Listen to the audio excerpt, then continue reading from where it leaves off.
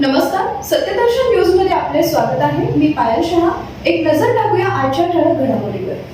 रोहित पवार यांचा ब्रीच कँडी रुग्णालयातील व्हिडिओ आला समोर. राष्ट्रवादी काँग्रेस शरदचंद्र पवार पक्षाचे आमदार रोहित पवार यांची प्रकृती बिघडल्यानं त्यांना मुंबईतील ब्रीच कँडी रुग्णालयात दाखल करण्यात आलेलं आहे.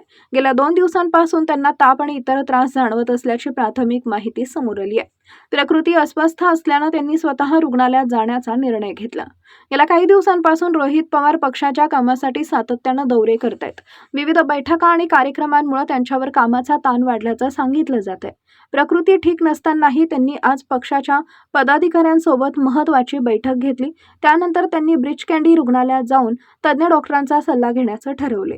रुग्णालयात डॉक्टरांकडून त्यांची तपासणी केली जाणार आहे. गरज भासल्यास काही वैद्यकीय चाचण्याही करण्यात येणार असल्याची माहिती मिळते. यापूर्वी ही प्रकृती बिघडल्यानं त्यांनी डॉक्टरांचा सल्ला घेतला होता. सध्या त्यांच्या प्रकृतीबाबत अधिकृत माहितीची प्रतीक्षा आहे. दरम्यान त्यांच्या प्रकृतीत लवकर सुधारणा व्हावी अशी अपेक्षा कार्यकर्त्यांकडून व्यक्त केली जाते.